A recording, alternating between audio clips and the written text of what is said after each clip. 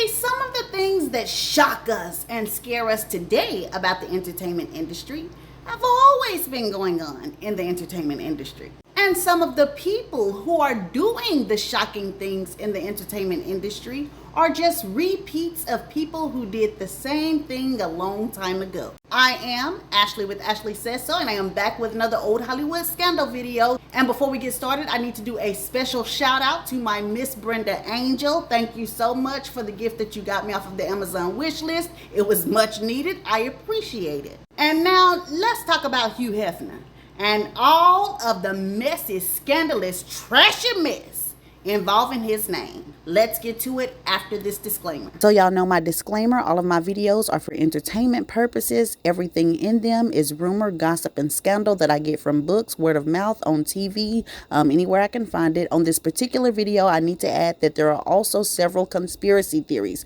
on this video. I do not know what is true or false. Let's get to it. Hugh Marston Hefner was born on April the 9th, 1926 in Chicago, Illinois. His mother's name was Grace Caroline Hefner, and his father's name was Glenn Lucius Hefner. And on top of Hugh, the Hefners also had a younger son by the name of Keith. And growing up, both Hugh and Keith seemed to have a very normal, happy childhood. In fact, Hugh went through elementary, middle, and high school with no problems, and he even ended up joining the military. And then after the military, he went and got a degree from the University of Illinois. Now, to jump back a bit, it was while Hugh was attending high school that he met the only woman that he would ever truly love during his lifetime, and her name was Mildred Williams. Hugh and Mildred were joined at the hip all through school, but when Hugh went to the military, that's when things started to get shaky. See, Mildred had a little bit of hot girl summer in her behind, and so she cheated on Hugh while he was away, and this could have remained a secret that Hugh never found out about.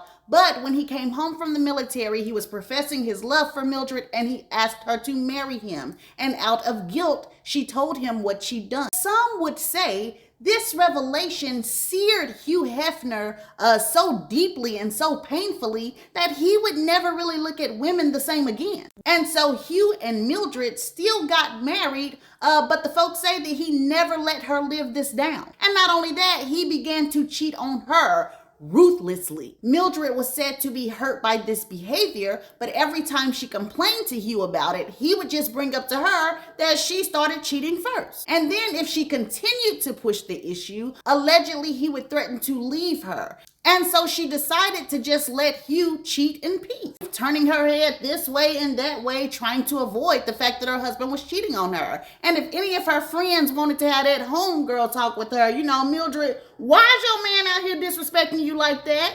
Mildred would tell them, well, he deserves to cheat.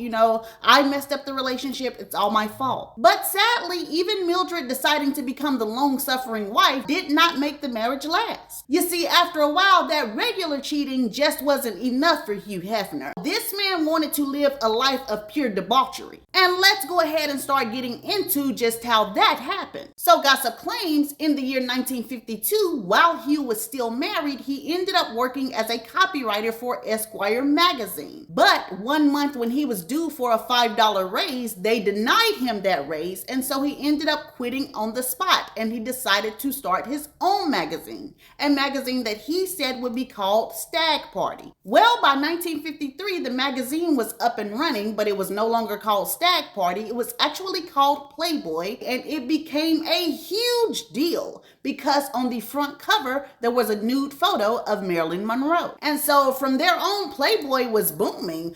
Throughout the rest of the 1950s, Playboy magazine grew and grew, and then by the 1960s, Hugh Hefner suddenly gained some silent partners, and these silent partners told Hugh that they would give him money to start something called the Playboy Mansion, and inside of that mansion would be the Playboy nightclub. And the public story is that this nightclub was supposed to be a fantasy nightclub for men. They would buy these magazines, and then they would see a model that they loved. Well, they could actually come to this nightclub and they could see that model and be with that model in real life. But according to conspiracy, this nightclub ain't had nothing to do with no doggone men's fantasies. Child, random men couldn't even get into that doggone nightclub. Allegedly, this nightclub was started on the guise of Hugh Hefner being able to do blackmail for so-called elites. And so since we've gotten to this point, I'm going to go ahead and say this right now. If you've watched my Diddy video about the conspiracy of blackmail, Diddy allegedly being a handler and him having handlers, all of that was alleged to be the same way with Hugh Hefner. But see, here's the deal. When you get to Hugh Hefner's mess, it's a little bit more than Diddy's. Rumor has it that Hugh Hefner, or the rumors about Hugh Hefner, make Diddy look like a choir boy. There's a whole conspiracy surrounding how and why Playboy magazine was started in the first place. And trust me, baby, it wasn't just to give no grown men the pleasure of looking at nude women. Now, if you research Hugh Hefner, there were a lot of times in life when he was asked, what was his inspiration for Playboy? Why did he start the Playboy magazine? And Hugh would answer the Kinsey Report. And the Kinsey Report was a report on sexual liberation and sexual freedom written by Alfred Kinsey. This report talked about how it was natural for men and women to do all sorts of depraved things to each other. Like basically the crunchy munchy, the throaty boaty, the eating booster like groceries. Pretty much the nastier, the better. Now, this report also talked about men on men and women on women. Now, most, if not all of this stuff, we could wash away and sweep away whatever. But see, the Kinsey Report also had stuff like incest, bestiality. And the most terrible thing of all was it implying that it was natural to do some stuff with babies. This man actually did studies to put his theories into practice. They recorded how a baby reached the top level and claimed that the baby was very calm afterward. Then had the nerve to say that the mothers and fathers should do these type of things to the babies because it helped with the family dynamic. The baby would feel very loved if this happened to it. Like, what the heck is that, y'all? And I know some of y'all out there are going to be like, yeah, Ashley, okay, we saw where Hugh Hefner said that he was influenced by the Kinsey Report, but clearly he was only talking about the adult male and adult female together. He wasn't talking about all that extra stuff. But I beg to differ, sir or ma'am, because as we delve deeper into this video, you're going to see that not only was Hugh Hefner influenced by the terrible parts of the Kinsey Report himself, but that he also tried to push these psychotic things on the public. So let me go ahead and drop this right here. The scandal, child. The scandal. Let's get to it. First, let's talk about Susie Crabisher. And if I butchered her name, I am so sorry because, baby, when I say that y'all ate me up and left no crumbs behind over that doggone Andre Harrell, baby, y'all ate me up. So Susie became a playmate either in the late 70s or the early 80s. And by 1983, she wanted to be Playmate of the Year. Well, gossip claims she goes to Hugh Hefner's room and she tells him her request of wanting to be Playmate of the Year. And he does not give her an answer. He actually responds to her by telling her to come in and have a drink with him. Susie comes in, she's sitting and talking and sipping her drink, and then all of a sudden the room starts spinning and Susie is dizzy, then she is out like a light. Well, when Susie starts waking up, she is hearing a bunch of huffing and puffing and grunting, and she's kind of like looking around wondering where it's coming from. Baby, it is coming from on top of her. It is Hugh Hefner doing all kind of pumping. She is devastated because this man is assaulting her,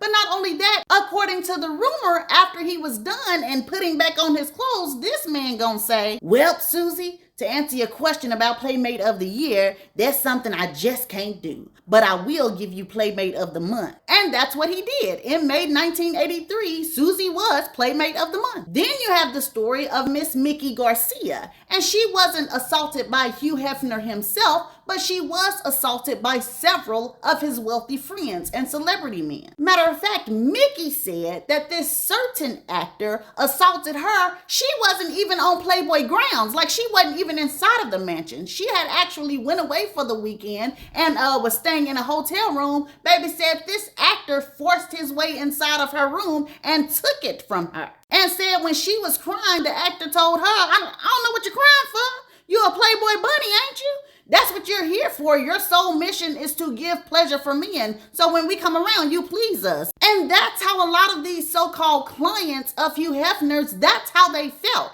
They felt like these girls belonged to Hugh, so since they belong to Hugh, they kind of belong to them as well, and they could just take it whenever they wanted to. And you remember some of the folks said Don Cornelius was a man like that. Y'all remember in the Don Cornelius video where I explained how allegedly either one or two Playboy bunnies had said, he had sexually assaulted them. Not only that, it's alleged he also physically assaulted them. And so the whole culture of Playboy was a grape culture, if you get what I'm saying. And then if the sexual encounter was not forced, Hugh Hefner still had a way of making it be very dirty and very nasty like. The folks say that while the girls were living there, they would be expected to participate in group sex, whether it was with Hugh or with other men. But here's the thing, when Hugh Hefner wanted the girls to have group sex with him, he wouldn't allow them or him to wear any type of protection from STDs. So you had STDs of every single kind flying each and every way around that doggone mansion. But why come it gets even nastier? Because allegedly some of these nights when these orgies were going on, Hugh would allow his dogs to come in and sit and watch. And baby, they said the dogs would sometimes be boo-booing on the floor. And now you're sitting up there with stinking TT and Booster and stinking dog boo-boo. And you may be wondering why Hugh Hefner would even want his dogs around to watch any of this stuff. Well, baby, these messy folks out here say that after the human sex, the dog was next. Child, one of these rumors say that adult film star Linda Lovelace had come to the Playboy Mansion one time and said that she was very high, she was very drunk, she was kind of out of her mind. But anyways, when she got to the mansion, she immediately dropped to her knees because she knew what she was there for. Baby, the folks say that woman got to throating and bolting. Then they say she started to do the reach around, where you reach around and kind of push and force whatever. Says she tried to do that, baby, says she felt a dog tail back there. Hugh Hefner had that woman doing throaty boaty to a doggone dog. And then while y'all sitting up there looking and giggling, y'all better be glad Sammy Davis Jr. wasn't there. Cause honey, you remember what we talked about in his video? Y'all remember that the folks say that Sammy Davis Jr. and his friend were getting throaty boaty from Linda Lovelace, but Linda wasn't doing it right for the friend? Child, y'all remember they said that Sammy Davis Jr. got up and pushed her out of the way and was like, here, let me do it cause you ain't doing it right, and started throating boating his own friend. Honey, I fell out during the Sammy Davis Jr. video and I still fall out today because it's a scandalous thing, child. But check me out. Allegedly, the Linda Lovelace situation is not the only time that Hugh Hefner wanted a dog taken care of. Gossip claims his ex-girlfriend, a lady by the name of Sandra Theodore, says she walked into Hugh Hefner's bedroom ready to give him some of the good stuff. Baby said the dog was laying in the bed looking at Sandra like boo, or better yet, let me say woof. Child said Hugh Hefner was in that doggone bed getting everything he needed from that doggone dog. I'm talking about full-blown assaulting the dog. Sandra Theodore said when she walked in and caught him and asked him what he was doing, he told her the dogs had feelings and desires that needed to be quenched too. And so are you starting to see how the Kinsey report definitely did have some influence? But that's just the animal subject. What about the petty subject? There was this one author that was named Jennifer Saganor, and she said that her father and Hugh Hefner were very close friends coming up. And so she said that she spent a lot of her time at the Playboy Mansion.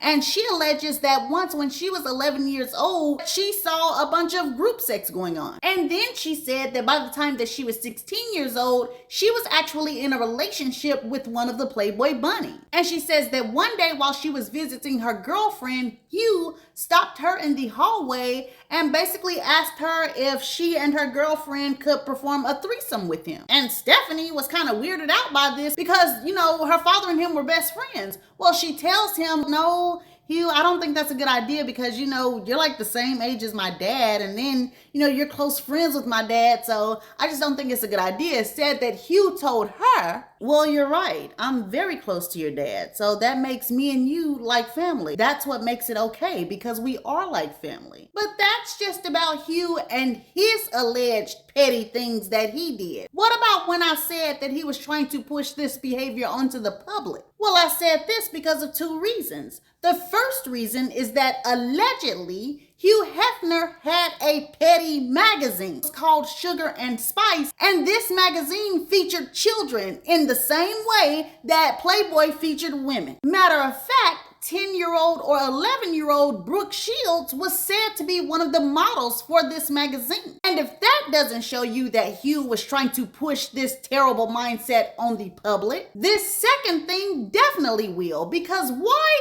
in the world would Hugh have a write-up about a children's sex book in Playboy magazine? And this book may seem like an educational book by the title, but baby, I'm here to tell you, ain't nothing educational about it. It's sick. In this book, Elaine pushes the narrative that fathers should be with their daughters in that way, and she says the earlier the better. Matter of fact, there's allegedly a chapter in the book that says sex before the age of 8 is much too late, or something to that effect. This book is so terrible. It describes the way a baby's body reacts when it has been rubbed on and it has reached the level of an O. And so this book was featured in a write-up in Playboy magazine, clearly pushing a narrative that these are things that should happen to babies and that there was nothing wrong with it, that everything was natural. And really, it just goes to show that there is a terrible underworld out here that is dealing with children that usually happens right up under our noses and we don't know anything about it. And speaking of underworld, my next subject is about the deaths of some of the Playboy bunnies.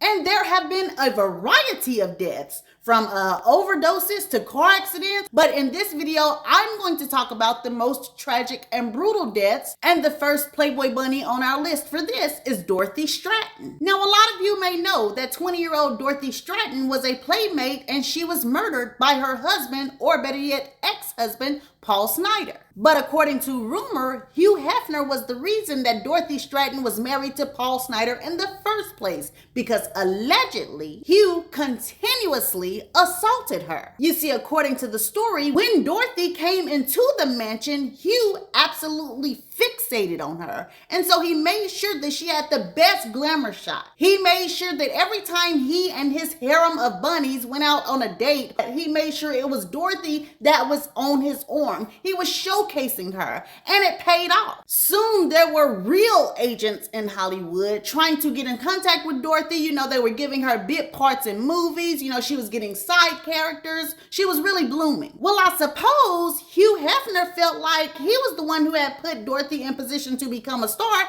and so he wanted payback for it. And so allegedly, like I said, he started to assault her, like coming into her room multiple times, getting what he wanted from her. And Dorothy was sick of Hugh and what he was doing to her, and so she ended up going to Paul Snider and telling him that she would marry him because he had had a crush on Dorothy the whole time anyway. Well, when Dorothy marries Paul Snider, she moves into the house with him, and Paul turns out to be absolutely crazy. Baby, Dorothy cannot move a muscle without telling this man where she is going. He also becomes physically abusive to her. And the ironic part is that Dorothy married Paul Snider in order to get away from the Playboy mansion. Well, now she's trying to run back to the Playboy mansion to get away from Paul Snider. Other Playboy bunnies started telling Hugh Hefner, hey, we're worried about Dorothy. You know, she said that guy Paul is crazy. Can you send your bodyguards or your goons or somebody to go scare him away? Said that Hugh told them, no, you know, she chose to marry him. She chose to leave me and the mansion. So, you know, that's her husband. It is what it is. And one day, Dorothy finally got up enough gumption to go home and tell Paul Snider that she was done. You know, she wanted a divorce. She had met a new man. Paul didn't want to hear this, and so he pulled out a shotgun and he blasted her away. And then allegedly, he did some unspeakable things to the body,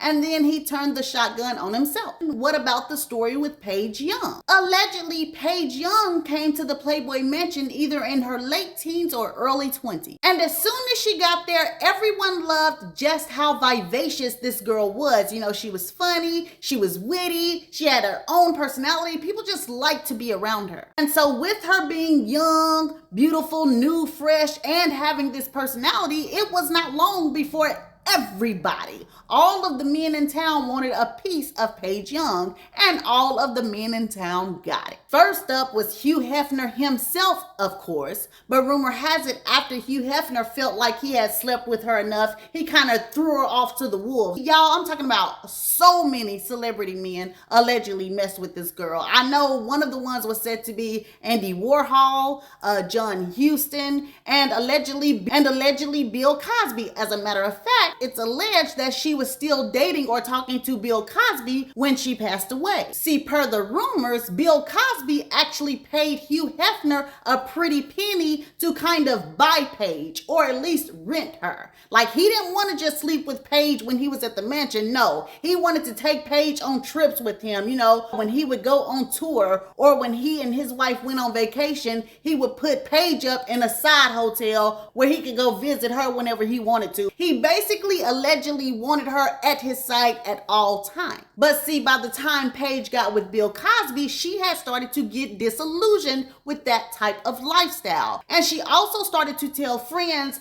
that Bill always wanted her to cop drugs for him, that he also forced himself up on her whenever he felt like it, and it's also speculated that he may have been physically abusive to her as well. Well, it's alleged that by the year 1974, Bill had her stuffed away in an apartment, basically waiting for his beck and call, and while she was alone, she started to think back over her life. You know, she started to remember her hopes and dreams and how happy and vivacious she was when she first came to Hollywood and the Playboy Mansion. And the worst part about it is that all of these celebrity men that she had messed with, they all had promised to turn her into a star. They all promised her something and she got nothing. So she basically started to feel used. And per the story on the old Hollywood streets, one day Paige just snapped. Gossip claims she was at home by herself and she ended up going to the neighbor's apartment, which was a young lady, and she told the neighbor to come over. So the neighbor did come over, but when she got inside of the apartment, Paige started kind of talking and acting very out there.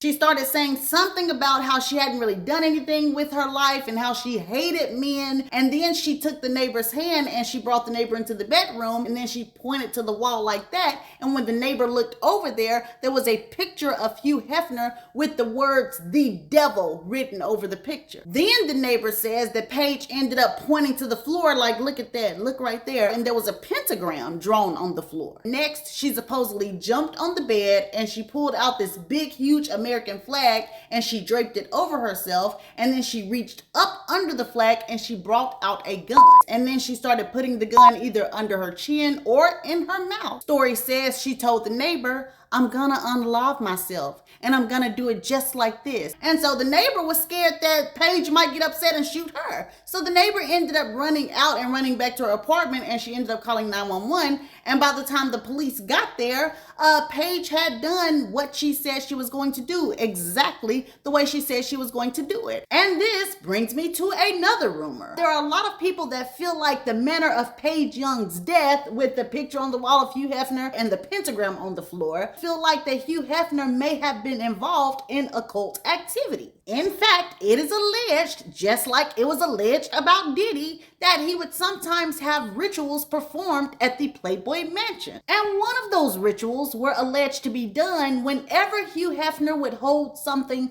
that he would call pig nights. And to explain what pig nights were, it is alleged that Hugh would have his bodyguards or his group of thugs to go around and pick up streetwalkers or prostitutes. And gossip claims these bodyguards were supposed to choose girls who basically had no family, no friends, or they were out of town, way far away from their families. Girls that didn't have many people around to care for them or check on them. Once those streetwalkers were brought to the Playboy Mansion, Hugh would sit them down around the dinner table, and then he would serve this very magnificent and succulent meal to these girls. And while these girls were eating, a group of mysterious men would show up at the mansion. And then Hugh Hefner would tell all of the streetwalkers to line up, and each one of these elite men would take a girl by the hand and go into a separate room. Well, while they were in these rooms, anything and everything could happen to these girls. And this is already strange, but now it's going to get even more strange because allegedly while these people were in these rooms doing whatever they wanted to do, a woman would arrive at the Playboy mansion and she would knock on the door, and when the door was open, she would hold up a needle, and she was referred to as the bleeder. And the conspiracy says that this woman would go to each room that those men and women were in, and she would draw blood from the men while they were performing whatever acts they were performing on these women. I'm not sure what was done to the blood after the lady took it. All I know is that once each of these so-called elite men were done doing whatever they were doing in those bedrooms, they would leave immediately, and what they would leave behind was a mess. Gossip claims some of those girls would be injured and would need hospitalization. Some of the girls would be in shock. And even worse than that, allegedly, some of these girls would lose their life in the process of whatever was going on in those rooms. Matter of fact, remember that young lady, Jennifer Saganor, the one I was talking about where her daddy was very close to Hugh Hefner? Allegedly, she was at the Playboy mansion one night, and I'm supposing it was after a pig night, I'm not sure, but she went into the bathroom and opened the door, and she said that she saw a prostitute laid in the middle of the bathroom floor with a puddle of blood all around her. This prostitute was expired. And per Jennifer, she shut the door and ran away from the scene, but she never saw that lady or trace of that lady ever again. And most likely nobody heard anything else about that lady because according to conspiracy, once these prostitutes had died from whatever ritual stuff that was going on, Hugh Hefner basically had a cleanup crew, which was a group of men that would come through to the mansion and remove any of the ladies who were deceased. They basically got rid of the body. And because these girls had no family or friends checking on them, like I mentioned earlier, like, that was just it. That was the end of it. Nobody even knew that they were missing or dead. Now, I'm not sure how true that supposed ritual pig night stuff is, but I definitely know there was at least one Playboy bunny that was heavily involved with occult activity. And that was one of the very rare black Playboy bunnies. Her name was Stephanie Adams. Beautiful young Stephanie came to live in the Playboy mansion in the early 1990s. And by the year 1992, she had made Playmate of the Month. Well, it's alleged that while she was still in the mansion, she met someone there who was able to show her the left-hand path, who basically revealed her full family bloodline. They told Stephanie that President John Adams and his son, John Quincy Adams, were like her great-great-great-great-grandfather. This person also allegedly told Stephanie that she possessed powers that normal people did not possess. They told her that her grandmother was some sort of grand witch or something to that effect. I'm sorry, I don't know all of their terminology. So anyway, whatever this person told Stephanie or indoctrinated her with, like Stephanie went full-fledged in it. She got very deep into astrology. You know, she was all about taking the left-hand path. She opened her own company called Illuminati or Illuminatis